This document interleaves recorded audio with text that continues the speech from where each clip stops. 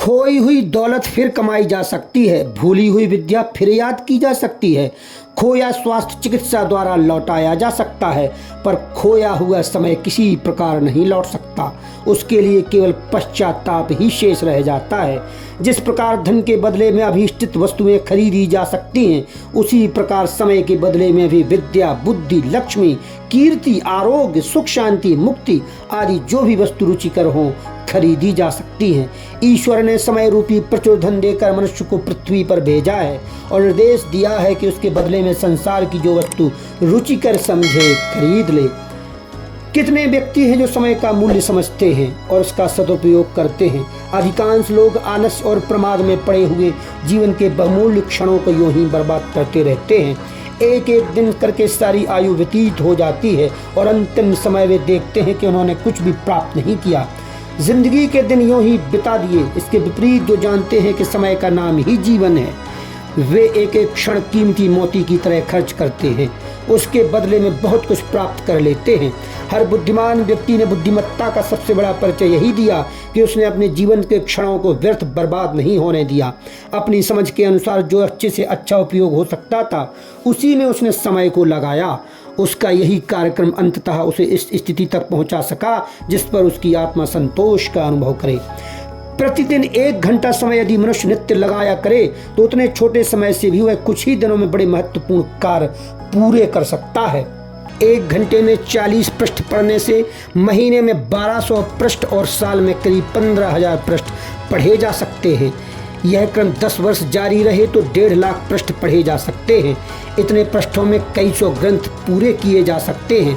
यदि वे एक ही किसी विषय के हों तो वह व्यक्ति उस विषय का विशेषज्ञ बन सकता है।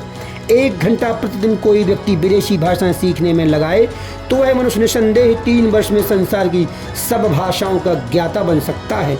1 घंटा प्रतिदिन व्यायाम में कोई व्यक्ति लगाया करे तो अपनी आयु को 15 वर्ष बढ़ा सकता है। संयुक्त राष्ट्र अमेरिका के प्रख्यात गणितज्ञ आचार्य चार्ल्स फास्ट ने प्रतिदिन 1 घंटा गणित सीखने का नियम बनाया था और उस नियम पर अंत तक डटे रहकर ही इतनी प्रवीणता प्राप्त की थी। ईश्वर चंद्र विद्यासागर समय के बड़े पाबंद थे। जब वे कॉलेज जाते तो रास्ते के दुकानदार अपनी घड़ियां उन्हें देखकर ठीक किया करते थे। वे जानते थे कि विद्यासागर कभी 1 मिनट भी आगे पीछे नहीं चलते। एक विद्वान ने अपने दरवाजे पर लिख रखा था, कृपया बेकार मत बैठिए, यहाँ पधारने की कृपा की है तो मेरे काम में कुछ मदद भी कीजिए। साधारण मनुष्य जिस समय को बेकार की बातों में खर्च किया करते हैं उसे विवेकशील लोग किसी उपयोगी कार्य में लगाते हैं। यही आदत है जो सामान्य श्रेणी के व्यक्तियों को भी सफलता के उच्च शिखर पर पहुंचा देती है। मोजार्ट ने हर घड़ी उपयोगी कार्य में लगे रहने अपने जीवन का आदर्श बना लिया था। वह मृत्युशैया पर पड़ा रहकर भी कुछ करता रहा। वैक्यूम नामक प्रसिद्ध ग्रंथ उसने मौत से लड़ते लड़ते पूरा किया था। ब्रिटिश कॉमनवेल्थ और प्रोटेक्टरेट के मंत्री का अत्यधिक व्यस्त उत्तरदायित्व वहन करते हुए मिल्टन ने पैराडाइज लॉस्ट की रचना की थी। राजकाज से उसे बहुत कम समय मिल पाता था, तो भी जितने कुछ समय वह मिनट बचा पाता उसी में उसने उस काव्य की रचना की थी। ईस्ट इंडिया हाउस की क्लर्की करते हुए जॉन स्टुअर्ट मिल ने अपने सर्वोत्तम ग्रंथों की रचना की थी। गैलीलियो दवा दारू बेचने का धंधा करता था, तो भी उसने थोड़ा थोड़ा समय बचाकर विज्ञान के महत्वपूर्ण आविष्कार कर डाले थे। हेनरी क्रेट वाइट को सबसे बड़ा समय का अभाव रहता था, पर घर से दफ्तर तक पैदल आने और जाने के समय का सदुपयोग करके उसने ग्रीक भाषा सीखी थी। फौजी डॉक्टर बनने पर अधिकांश समय घोड़े की पीठ पर बीतता था। उसने उस समय को भी व्यर्थ न जाने दिया और रास्ता पार करने के साथ साथ उसने इटालियन और फ्रेंच भाषाएं भी पढ़ ली। यह याद रखने की बात है कि परमात्मा एक समय में एक ही क्षण हमें देता है और दूसरा क्षण देने से पूर्व उस पहले वाले क्षण को छीन लेता है। यदि वर्तमान काल में उपलब्ध क्षणों का हम सदुपयोग नहीं करते तो वे एक एक करके छीनते चले जाएंगे, अंत में खाली ही रहना पड़ेगा। एडवर्ड बटलर लिटन ने अपने एक मित्र को कहा था, लोग आश्चर्य करते हैं कि मैं राजनीति तथा पार्लियामेंट के कार्यक्रमों में व्यस्त रहते हुए भी इतना साहित्यिक कार्य कैसे कर लेता हूँ।